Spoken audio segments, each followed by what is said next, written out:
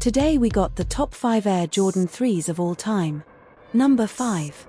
The Jordan 3 Wool.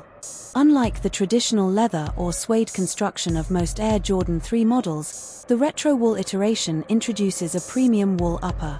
Releasing back in 2016, the Air Jordan 3 Retro Wool comes in a dark grayscale color palette, and in place of the traditional leather, wool. The Wool Jordan 3 Retro features a classic silhouette with an upper that is crafted primarily of wool material, which provides warmth and comfort. The sneaker includes a visible air unit in the midsole, providing responsive cushioning and impact protection. The sneaker has a rubber outsole, which provides grip and stability. The shoe is completed with signature details such as the faint Jumpman logo on the tongue and heel. The Air Jordan 3 Wool takes the iconic 1988 silhouette to task in a new lifestyle aesthetic by ditching any traces of leather traditionalism and elephant print for a monochromatic dark gray wool upper, perfect for the winter season. It retailed for $200 when it released back in December of 2016. Number 4. The Jordan 3 Crimson. The Air Jordan 3 Crimson comes with a bright crimson midsole and lining that stands out against the sneaker's black tumbled leather upper. Separating it from previous iterations, the Air Jordan 3 Retro Crimson features reflective paneling on the upper. The 2013 release of the bright crimson Air Jordan 3 is one of the few that had no ties whatsoever to MJ's time with the Chicago Bulls, or any of the related advertising campaigns and commercials that helped make the AJ3 legendary. The Air Jordan 3 Crimson retailed for $160 when they released in February of 2013. Number 3. The Air Jordan 3 True Blue. Originally only released as a player's exclusive in 2001 in the wake of Michael Jordan's final comeback, the Air Jordan 3 True Blue, dubbed the Wizards colorway. The pair honors Jordan's time as a player in Washington and wraps the pair in the team's iconic blue and copper colorway. Constructed with a white leather base and gray accents, the titular colors can be found throughout, while the sock liner and branded heel tabs and parts of the midsole shine in true blue. The Jumpman embroidery on the tongue and the eyelets are clad in copper. The mudguard's iconic elephant pattern, the white midsole with the visible air unit and a grey rubber outsole round out the pair. The 2016 Retro saw the True Blue return again, but this time with the original branding and logo details that mimic the 1988 release. The Air Jordan 3 2016 True Blue retailed for $220 before taxes. Number 2. The Jordan 3 Black Cement. The Jordan 3 Black Cement could be the best Jordan 3 ever, next to the white cement 3s, depending on who you ask. This is the shoe. The one MJ wore during his breakout 1988 season, when he earned his first league MVP and took flight from the free throw line. The one that made one to rock, one to stock a thing. The first one you tried to keep clean. A conversation on the greatest sneakers of all time can't go without mention, and will often end with the Air Jordan 3.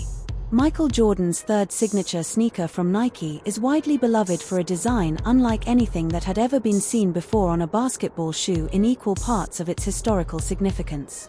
As the first of Jordan's sneakers to be designed by the legendary Tinker Hatfield, the Air Jordan 3 helped prevent the superstar from leaving Nike, which very well may have saved the company. It also introduced the Jumpman logo to the world and brought Spike Lee's Mars Blackman character into the fold for one of the most heralded series of advertisements.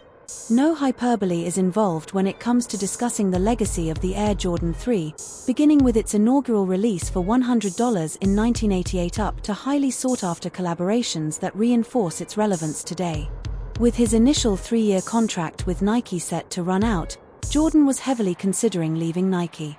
His dream prior to signing with the swoosh had been an Adidas deal, and he was being recruited by two recently departed Nike executives, designer Peter Moore and marketing vice president Rob Sasser, who were launching their own Van Grock brand.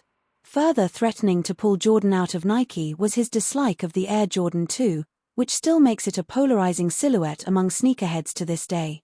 The upper's Italian leather was luxurious but too stiff and difficult to break in for Jordan's liking.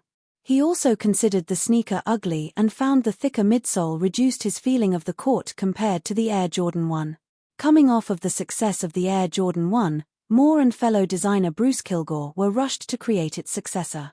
After Moore had left, The less experienced Tinker Hatfield was also given a short timeline to put together concepts for the Air Jordan 3. Luckily for Nike, Hatfield quickly conceptualized a shoe so dazzling it would keep Jordan from straying. His airness was 3 hours late to the Air Jordan 3's initial presentation meeting because he had been golfing with Moore and Sasser, signaling just how close he was to leaving Nike in a move that very well could have prevented it from becoming the world's chief sportswear brand. Coming off of designing the Air Max 1, Nike's first sneaker to showcase its Air technology externally, Hatfield also brought a visible Air unit to Jordan's signature series for the very first time. The Air Jordan 3 was also heavily informed by Jordan's own input, resulting in the 3/4 mid-cut allowing for greater ankle movement and the supple tumbled leather serving as a direct counter to the stiffness of the Air Jordan 2. This supple leather also brought texture throughout the Air Jordan 3's upper, an effect amplified by the panels featuring an elephant print unlike anything that had ever been used on a basketball sneaker before. The most important aesthetic element of all, though, was the tongues embroidered silhouette of Jordan leaping in the air from a previous Nike campaign, which itself borrowed heavily from a Life magazine shoot by co-rent Meester that would draw a lawsuit decades later. It was here that the Jumpman logo was born, and it'd go on to appear on every subsequent Air Jordan sneaker while becoming one of the most recognizable marks in the world. Number 1. The Air Jordan 3 Free Throw Line. The Air Jordan 3 Free Throw Line commemorates the 30th anniversary of the 1988 Slam Dunk Contest. In a close competition between Dominique Wilkins and Michael Jordan, the GOAT claimed victory with a gravity-defying dunk from the free throw line, all while wearing the Air Jordan 3 white cement.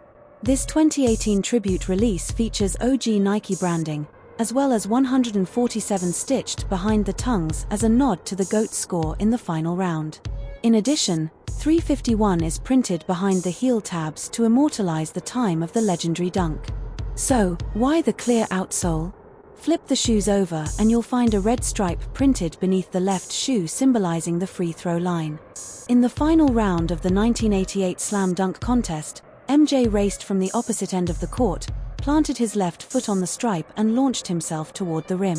As he drew the ball back toward his shoulder, the audience held its breath and the cameras flashed from every angle. It was a gravity-defying, time-bending, immortal dunk. The judges awarded it a perfect 50, sealing the contest for MJ. Retailing at $200 back in 2018, the Jordan 3 free throw line sold out immediately. That was the top 5 Jordan 3 sneakers of all time. Let me know in the comment section your top 5 Jordan 3s of all time. Thanks for watching and please like, share, comment and subscribe to the channel for more content like this.